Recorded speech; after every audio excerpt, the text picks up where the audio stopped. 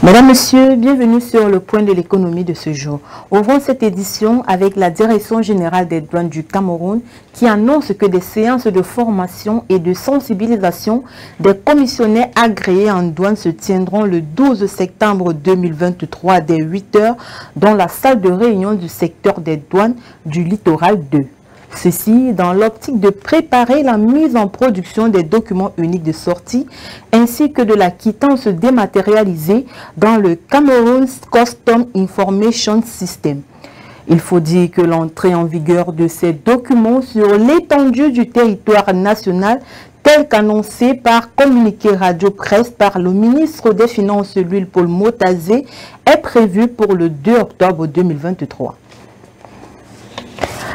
Toujours au Cameroun, suite à l'article 5 du protocole d'accord signé le 29 mars dernier entre la Direction générale des douanes et la Banque des États de l'Afrique centrale relatif à la mise en place d'un cadre formel de collaboration, un comité paritaire a été créé pour assurer la mise en œuvre du protocole.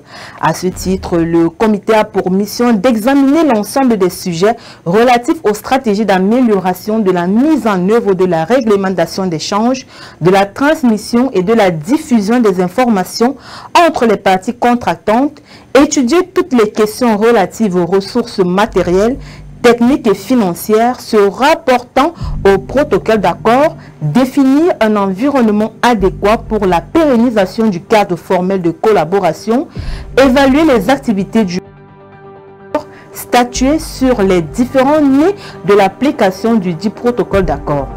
Il faut dire que pour la bonne marche de ce comité, les membres se réuniront en tant que de besoin et au moins 2 fois par an sur convocation de son président et à la diligence de l'une des pairs.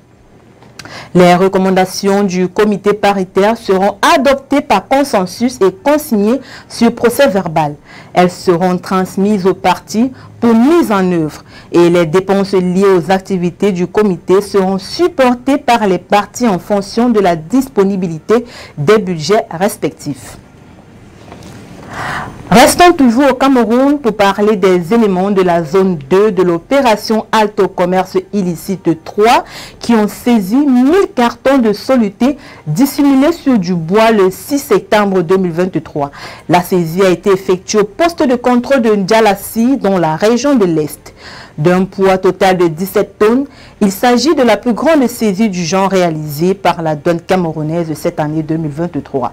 Relevons qu'avant cette importante saisie, les éléments de l'opération Alto Commerce Illicite 3 ont effectué 2 importantes saisies au poste de contrôle Ndambayat dans la région du Sud. La première saisie a été faite le 1er septembre 2023 et concerne 68 ballots, soit 408 000 unités d'emballage plastique non biodégradable.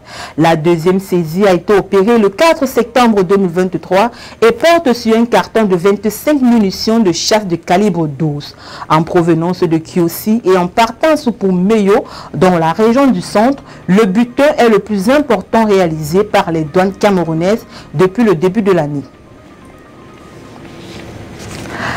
Au Togo, la compagnie aérienne Sky Airlines a acquis le 1er septembre 2023 2 Boeing 737-800 de dernière génération, ce qui porte à 15 le nombre d'aéronefs de la flotte de ce transporteur ouest-africain, dont 11 Boeing 737-800 et 4 737-700.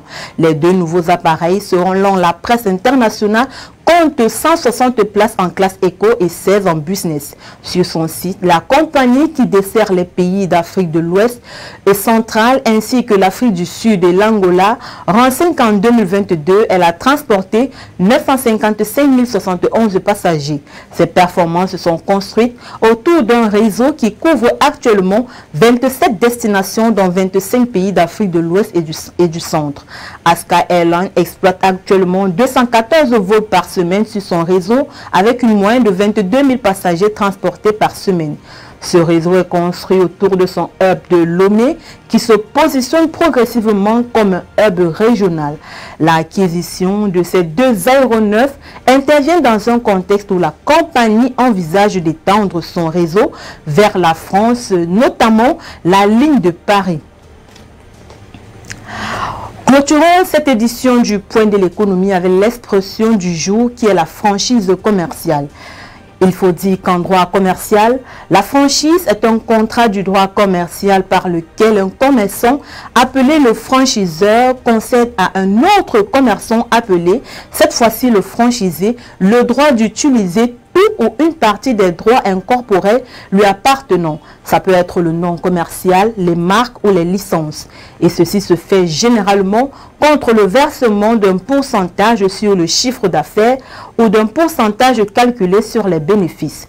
Dans l'exécution du contrat, le franchiseur a l'obligation de faire bénéficier le franchisé de son expertise, de son expérience technique, de ses méthodes commerciales ou industrielles et de ses campagnes publicitaires.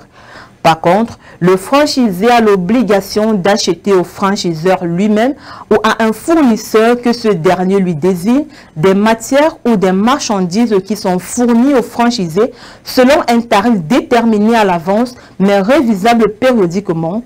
Néanmoins, le franchisé assure seul les risques de son entreprise. Rappelons qu'il existe plusieurs types de franchises. Entre autres, nous avons la franchise de production, la franchise de distribution, la franchise de service, la franchise industrielle, le maître franchise ou la master franchise. C'est ici que nous mettons un terme à cette édition du Point de l'économie. Merci d'avoir été des nôtres. Les programmes se poursuivent sur nos différentes plateformes médias. Restez connectés.